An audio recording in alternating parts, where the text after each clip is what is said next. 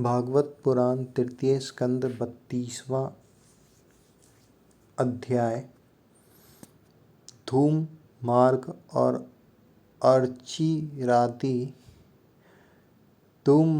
अर्चिरादि मार्ग से जाने वालों की गति और भक्ति योग की उत्कृष्टता का वर्णन। धूम मार्ग और अर्चिरादि मार्ग से जाने वालों की गति का और भक्ति योग की उत्कृष्टता का वर्णन। कपिल देव जी कहते हैं, माता जी, जो पुरुष घर में रहकर सकाम भाव से गृहस्थ के धर्मों का पालन करता है और उनके फल स्वरूप अर्थ एवं काम का उपभोग करके फिर उन्हीं का अनुष्ठान करता रहता है, वह तरह तरह की कामनाओं से मोहित रहने के कारण भगवत धर्मों से विमुख हो जाता है और यज्ञों द्वारा श्रद्धा पूर्वक देवता तथा पितरों की ही आराधना करता रहता है। उसकी बुद्धि उसी प्रकार की श्रद्धा से युक्त रहती है। देवता और पितर ही उसके उपास्य रहते हैं, अतः वह चंद्रलोक में जाकर उनके साथ सोमपान करता है और फिर पुण्य क्षीण होने पर इसी लोक में लौट आता है। जिस समय प्रलय काल में शेषशायी भगवान शेषशय्या पर शयन करते हैं, उस समय सकाम गृहस्थ आश्रमियों को प्राप्त होने वाले ये सब लोक भी लीन हो जाते हैं। जो विवेकी पुरुष अपने धर्मों का अर्थ और भोग विलास के लिए उपयोग नहीं करते, बल्कि भगवान की प्रसन्नता के लिए ही उनका पालन करते हैं, वे अनासक्त, प्रशांत, शुद्ध चित्त, निवृत्ति धर्म परायण, ममता रहित और अहंकार शून्य पुरुष स्वधर्म पालन रूप सत्व गुण के द्वारा सर्वथा शुद्ध चित्त हो जाते हैं। वे अंत में सूर्य मार्ग, अर्ची मार्ग या देवयान के द्वारा सर्वव्यापी पूर्ण पुरुष श्री हरि को ही प्राप्त होते हैं, जो कार्य कारण रूप जगत के नियंता, संसार के उपादान कारण और उनकी उत्पत्ति, पालन एवं संहार करने वाले हैं। जो लोग परमात्मा दृष्टि से हिरण्यगर्भ की उपासना करते हैं, वे दो परार्ध में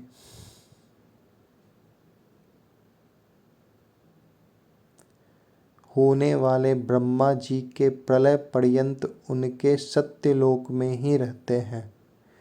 जिस समय देवतादि से श्रेष्ठ ब्रह्मा जी अपने द्विपरार्ध काल के अधिकार को भोग कर पृथ्वी, जल, अग्नि, वायु, आकाश, मन, इंद्रिय, उनके विषय, शब्दादि और अहंकारादि के सहित संपूर्ण विश्व का संहार करने की इच्छा से त्रिगुणात्मिका प्रकृति के साथ एक रूप होकर निर्विशेष परमात्मा में लीन हो जाते हैं, उस समय प्राण और मन को जीते हुए वे विरक्त योगी गण भी देह त्याग कर उन भगवान ब्रह्मा जी में ही प्रवेश करते हैं और फिर उन्हीं के साथ परमानंद स्वरूप पुराण पुरुष पर ब्रह्म में लीन हो जाते हैं।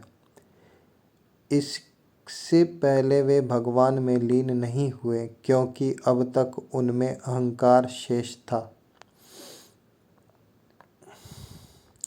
अब यहाँ कहा जा रहा है कि जो विवेकी पुरुष अपने धर्मों का अर्थ और भोग विलास के लिए उपयोग नहीं करते, बल्कि भगवान की प्रसन्नता के लिए ही उनका पालन करते हैं, वे अनासक्त, प्रशांत, शुद्ध चित्त, निवृत्ति धर्म परायण, ममता रहित और अहंकार शून्य पुरुष स्वधर्म पालन रूप सत्व गुण के द्वारा सर्वथा शुद्ध चित्त हो जाते हैं। वे अंत में सूर्य मार्ग, अर्ची मार्ग या देवयान के द्वारा सर्वव्यापी पूर्ण पुरुष श्री हरि को ही प्राप्त होते हैं, जो कार्य कारण रूप जगत के नियंता, संसार के उपादान कारण और उनकी उत्पत्ति, पालन एवं संहार करने वाले हैं। जो लोग परमात्म दृष्टि से हिरण्यगर्भ की उपासना करते हैं, वे दो परार्थ में होने वाले ब्रह्मा जी के प्रलय पर्यंत उनके सत्यलोक में ही रहते हैं।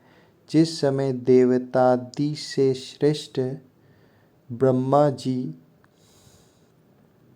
अपने द्विपरार्थ काल के अधिकार को भोग कर पृथ्वी, जल, अग्नि, वायु, आकाश, मन, इंद्रिय, उनके विषय, शब्दादि और अहंकारादि के सहित संपूर्ण विश्व का संहार करने की इच्छा से त्रिगुणात्मिका प्रकृति को साथ एक रूप होकर निर्विशेष परमात्मा में लीन हो जाते हैं।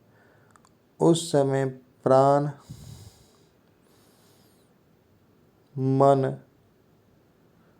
और मन को जीते हुए वे विरक्त योगी गण भी ते त्याग कर उन भगवान ब्रह्मा जी में ही प्रवेश करते हैं और फिर उन्हीं के साथ परमानंद स्वरूप पुराण पुरुष पर ब्रह्म में लीन हो जाते हैं। इससे पहले वे भगवान में लीन नहीं हुए, क्योंकि अब तक उनमें अहंकार शेष था। इसलिए माता जी, अब तुम भी अत्यंत भक्ति भाव से उन श्री हरि की ही चरण शरण में जाओ। समस्त प्राणियों का हृदय कमल ही उनका मंदिर है और तुमने भी मुझसे उनका प्रभाव सुन ही लिया है। वेद गर्भ ब्रह्मा जी भी जो समस्त स्थावर जंगम प्राणियों के आदि कारण हैं, वेद गर्भ ब्रह्मा जी भी जो समस्त स्थावर जंगम प्राणियों के आदि कारण हैं, मरीचि आदि ऋषियों, योगेश्वरों, शनकादिकों तथा योग प्रवर्तक सिद्धों के सहित निष्काम कर्म के द्वारा आदि पुरुष श्रेष्ठ सगुण ब्रह्म को प्राप्त होकर भी भेद दृष्टि और कर्तृत्वाभिमान के कारण भगवत इच्छा से जब सर्ग काल उपस्थित होता है, तब काल रूप ईश्वर की प्रेरणा से गुणों में क्षोभ होने पर फिर पूर्ववत प्रकट हो जाते हैं। इसी प्रकार पूर्वोक्त ऋषिगण भी अपने अपने कर्मानुसार ब्रह्मलोक के ऐश्वर्य को भोग कर भगवत इच्छा से गुणों में क्षोभ होने पर पुनः इस लोक में आ जाते हैं।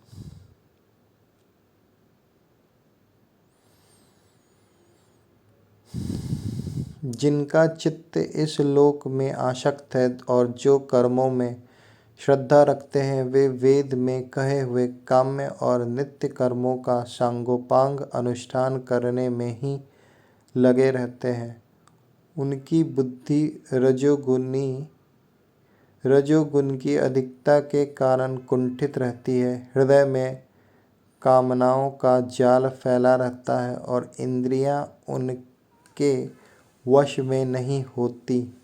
बस अपने घरों में ही आसक्त होकर वे नित्य प्रति पितरों की पूजा में लगे रहते हैं।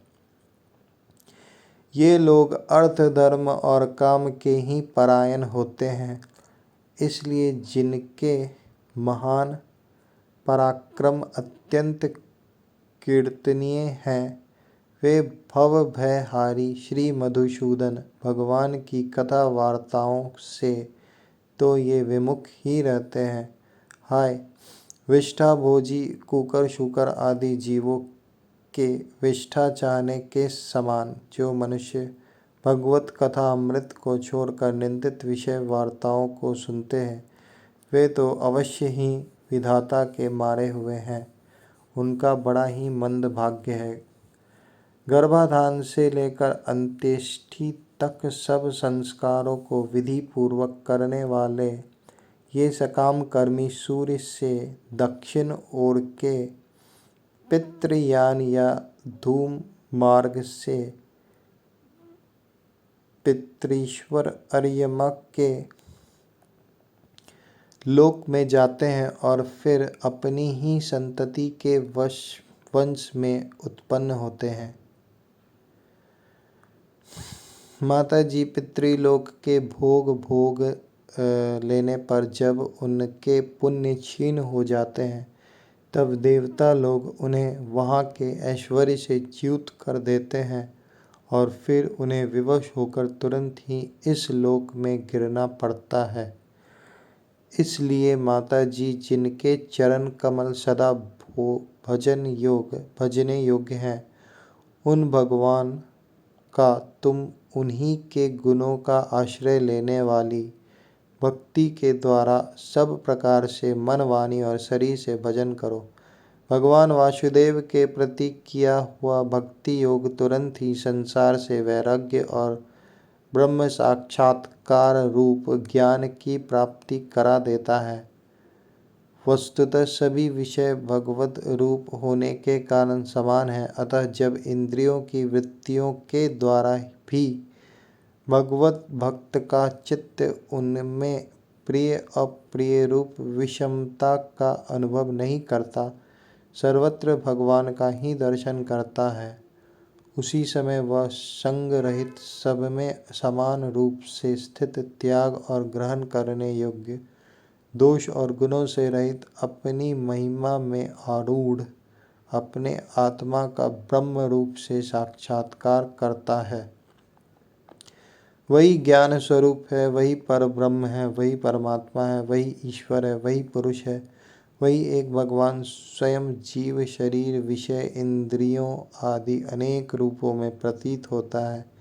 संपूर्ण संसार में आसक्ति का अभाव हो जाना, बस यही योगियों के सब प्रकार के योग साधना का एकमात्र अभिष्ट फल है।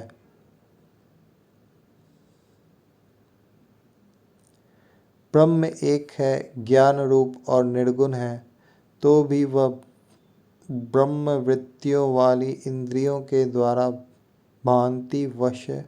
भ्रांतिवश शब्दादि धर्मों वाले विभिन्न पदार्थों के रूप में भास रहा है।